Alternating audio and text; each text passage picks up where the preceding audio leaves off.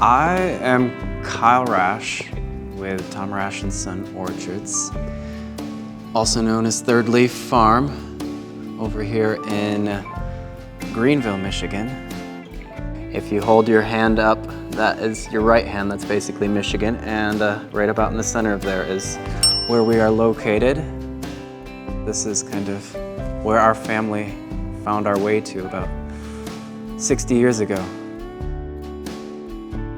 And it was originally named because my grandfather is also Tom, so the son is actually my dad, and it's just kind of, we've inherited that name more or less. It's the name on all the bins and on the checks, but Third Leaf Farm is kind of that next iteration of where we're taking the farm, this new shift in vision and values, and so third being the third generation, and then there's three brothers, and when we first came up with the name, we were all three loosely, but also all kind of thinking about becoming farmers together, and since then we've all kind of went slightly different directions, but we're all involved in agriculture.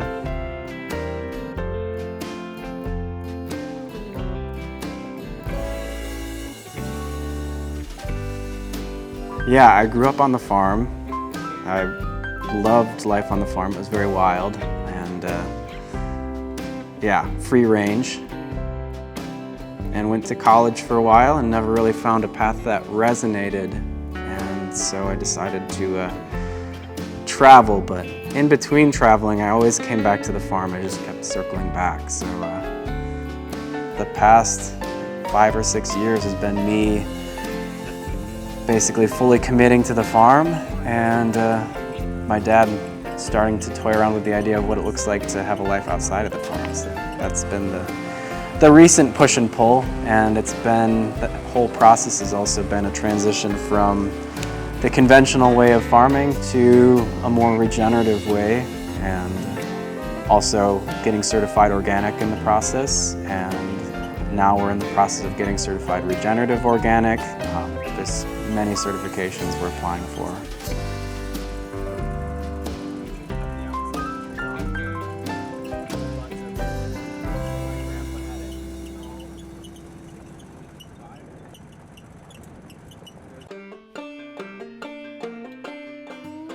There was a lot of uneasy steps going into transitioning the farm, and pretty much every year was its new set of challenges, but about 3 or 4 years into that process, probably about 4 years ago, there started to be a lot more successes happening. So originally it was to the point where one year we would have quite a few apples, but the next year we'd have none in those transition blocks, so almost exactly 0 apples. And it's really difficult to farm biannually in that sense. Conventional agriculture has gotten to a place where most people can just take an equation essentially, or somebody can write up these 10 things you do, or as many things. It's essentially a plug and play system. You can always come back with a bigger hammer in conventional, and it feels like, from what I always gathered, it was always a war. It was always us against nature, us against this insect or this fungus, this bacteria, and even the soil. Sometimes it was like, there's problems in the soil. Not only do we need to fix it, but we need to use a bigger hammer to disrupt what's going on in there, whether it's these answers that just didn't resonate with me.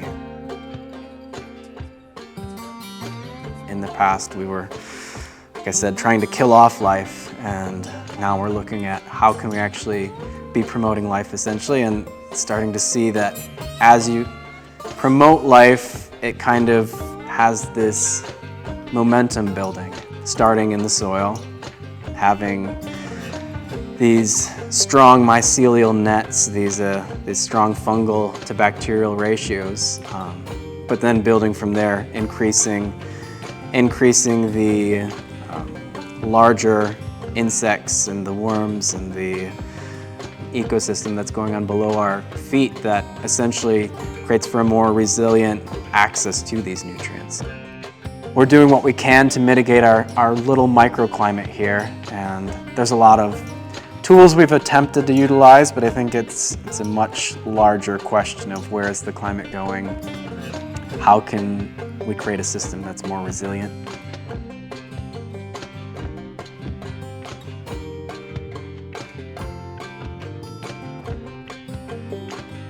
There's a shift happening in agriculture, and it's often not a shift so much on the outside, but rather between the ears. That's happening a lot more of like questioning what we're doing, why we're doing it, and yeah, I got to witness it up close with my father.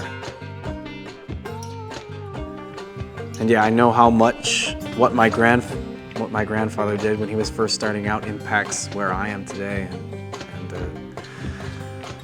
when I get time and take time to reflect, I do often think of like, what are we planting seeds for today? What is the ground we're cultivating or nurturing, and how could that impact not only my kids and my future kids, but many generations to come, and how can we